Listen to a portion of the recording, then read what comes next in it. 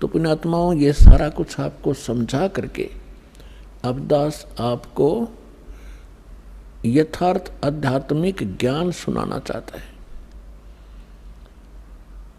अब प्रसंग चला था कि जो ऑथेंटिक सद्ग्रंथ हम मानते हैं, उन सद्ग्रंथों में कौन से शास्त्र हैं जिनको आधार मानकर साधना भक्ति की जानी चाहिए।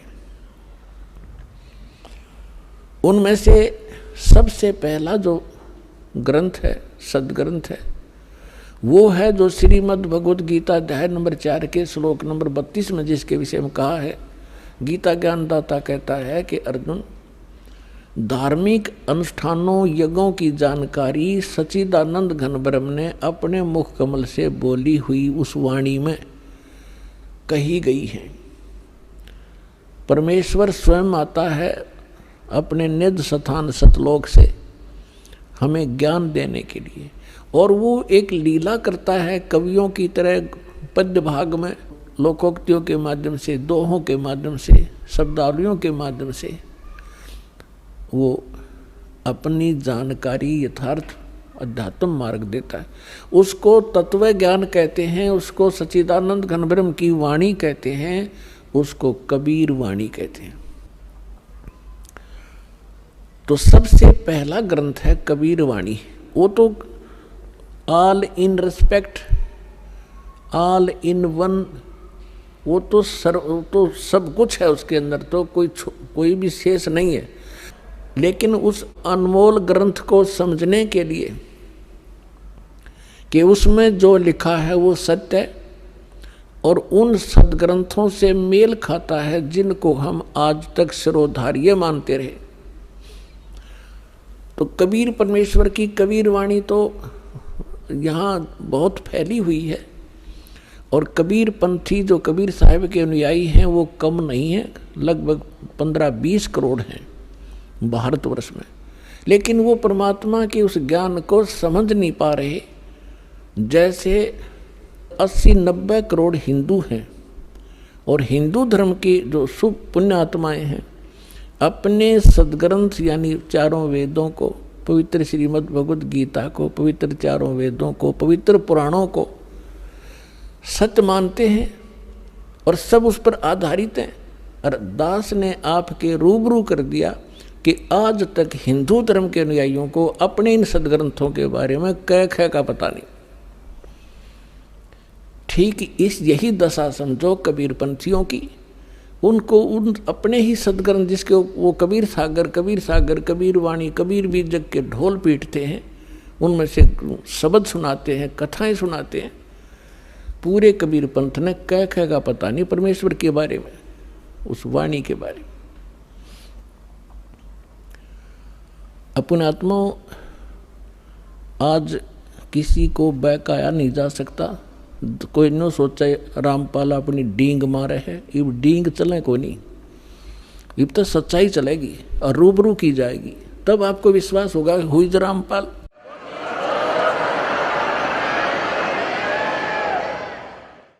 तब आपको विश्वास होगा कि हुई रामपाल। कौन है ये रामपाल? जैसे परमात्मा आए थे, उसको एक धानक जुलाहा और एक गरीब आदमी समझ के कवि गीत गाता फिरे, ऐसे बकवास करके उसको रिजेक्ट कर दिया था। वो समय चला गया। हमारे विरोधियों ने ये सारी चाल ली अपनी कि रामपाल तो क्या जाने संस्कृत के बारे में, हिंदी भी ना पढ़नी आती, सब कुछ पढ़ कर दे दिया, चारों वेद पढ़ कर सुना दिए, गीता सुन दिखा दी तुम्हारे सामने यथार्थ अनुवाद करके, और सभी पुराणों का निष्कर्ष निकाल दिया, कुरान शरीफ को आपके रूबरू कर दिया, उसमें वास्तविकता क्या है और वो कहते क्या है उसके अनुयायी, और पवित्र बाइबल को आपके सामने रूबरू कर दिया। बाइबल क्या कहता है? परमात्मा मनुष्य दृश्य है, और पूरा ईसाई धर्म कहता है गॉड इज फॉर्मलेस। तो खाक पड़ा उन्होंने सदग्रंथों को, क्या समझा उन महापुरुषों की वाणी को, इस ज्ञान को। इस दास पर रजा हुई, और दास इसलिए कहता है क्योंकि परमात्मा स्वयं आए थे। उन्होंने भी बीच बीच में अपनी आइडेंटिटी बतानी पड़ी। हम ही अलख अला हैं, कुतुब गोस और पीर, गरीब दास खालक धनी हमरा नाम कबीर। अब परमात्मा को कोई जानता ही नहीं था, तो इसलिए उन्होंने अपनी महिमा आप पर बतानी पड़ी। ए रामानंद राम हम 52 नरसंगे, गरीबदास कली कली हम ही सर्वंगे, सर्वव्यापक हम ही हैं। और ए स्वामी सृष्टा में सृष्टि हमारे तीरे, दास गरीब अधर बसू में अवगत सत कबीरे। तो परमात्मा ने अपनी महिमा आप पर बतानी पड़ी, इसलिए दास भी ये रह कर कह रहा है कि इस विश्व में इस दास के अतिरिक्त ये यथार्थ ज्ञान नहीं है। और यदि कोई इस दास से प्राप्त ज्ञान और इस मंत्रों को स्वयं आगे प्रचार करता तो अच्छी बात है, लेकिन स्वयंभू संत बनकर ये दान करने लग जाएगा, वो समाज का सबसे बड़ा शत्रु होगा और वो अब घने दिन चलेगा नहीं।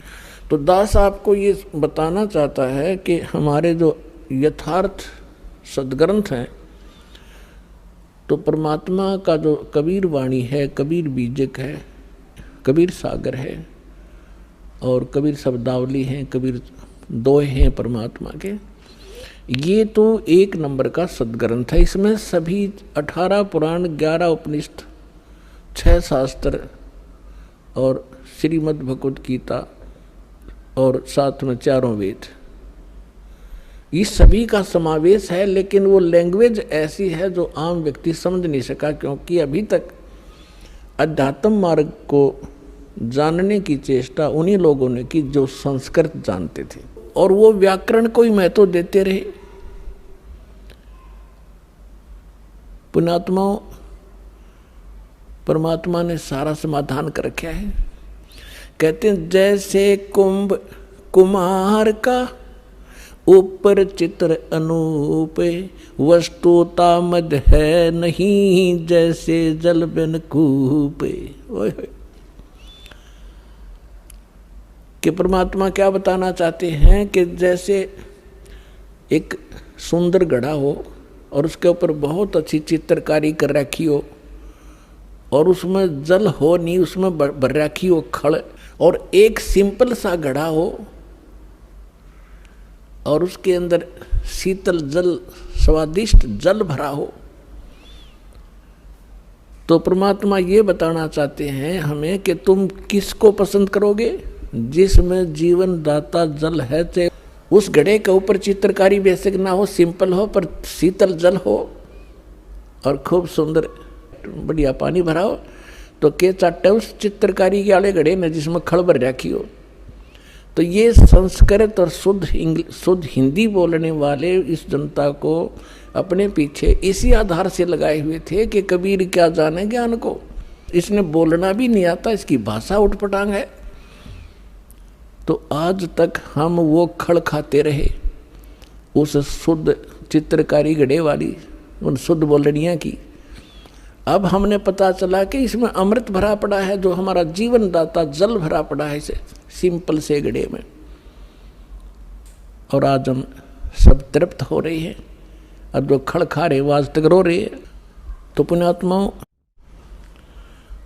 अब प्रथम नंबर तो ये परमात्मा का ये तो अनमोल ज्ञान है, इसमें तो ऑल इन वन का करें वो है।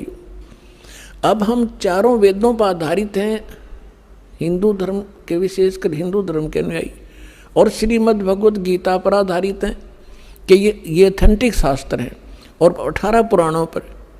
अब दास ये बताएगा कि सदग्रंथ कौन कौन से और किस सत्र के हैं, उपनिषद क्या है, पुराण क्या है, वेद क्या और गीता क्या है।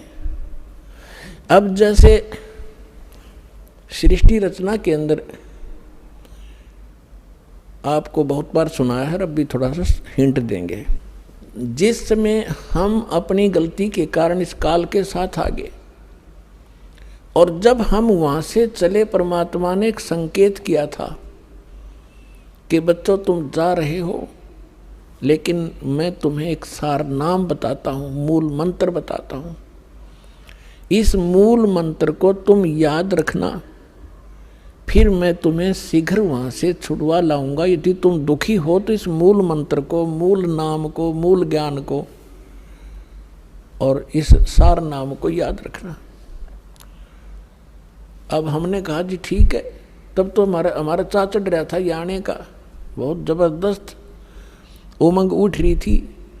अब यहाँ पे इसने ऐसे पत्थर डाल दिया हमारी बुद्धि पर, हमें ये नहीं पता, 2-3 वर्ष के बाद ही भूल लेते हैं पिछला हमने क्या किया था। तो उसको याद दिलाने के लिए स्वयं परमेश्वर आए। उस परमेश्वर ने दया बख्शी हमारे ऊपर। कबीर परमात्मा जी ने इस ज्योत निरंजन सरपुरुष जो यहाँ का 21 ब्रह्मांड का स्वामी है, इसके अंतःकरण में अपना ज्ञान फीड कर दिया, फैक्स कर दिया। जैसे एक मोबाइल से दूसरे मोबाइल में एक फिल्म की फिल्म फैक्स हो जाती है, दूसरे डाउनलोड हो जाती है, ऐसे डाउनलोड कर दिया और उसमें समय भर दिया। इतने समय के बाद ये अपने आप ऑटोमेटिकली इसके शरीर से बाहर आ जाएंगे। तो समय आने पर इस ज्योत निरंजन के श्वासों के माध्यम से ये चारों वेद निकले और एक अच्छी ट्रे के ऊपर ये विराजमान हो गए। ये पहले पूरा एक ही ग्रंथ था। तो इस काल भगवान ने देखा कि इसमें क्या लिखा मैं पढ़ूं। अब इसने पहले उस ज्ञान को पढ़ा कि परमात्मा की जानकारी है।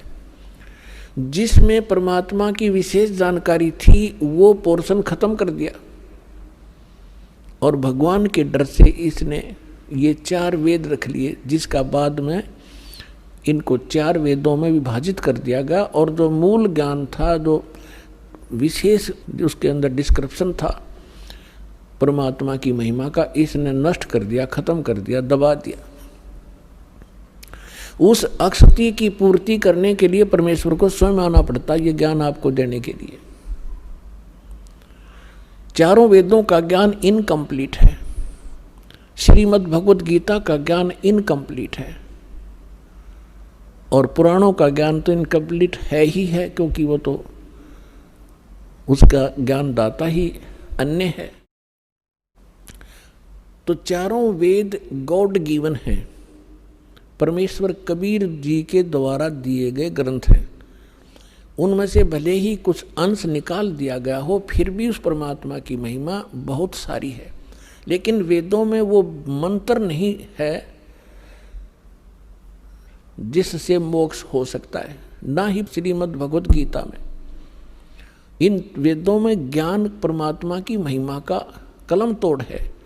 और परमेश्वर कबीर जी ने अपनी प्यारी आत्मा धर्मदास जी को ये ज्ञान समझाया था, सतलोक दिखाया था। उससे पहले वो धर्मदास जी श्री विष्णु जी का कट्टर उपासक था। जैसे हम हिंदू धर्म के अंदर जन्मे सभी प्राणी श्री ब्रह्मा जी, श्री विष्णु जी को, श्री शंकर जी को, विष्णु जी को के भी हम अगर इष्ट मानते थे तो शंकर जी को समांतर आदर देते थे और उनका भी एकाधा मंत्र साथ जपया करते थे। ऐसे ही वो था। जब उसकी बुद्धि मालिक ने सेट की, सचखंड लेकर गए सतलोक में, फिर उसको वापस छोड़ा, तब उसको पता चला कि सचमुच परमात्मा तो कोई और है और हम ब्रह्मा विष्णु महेश को परमात्मा मानते थे।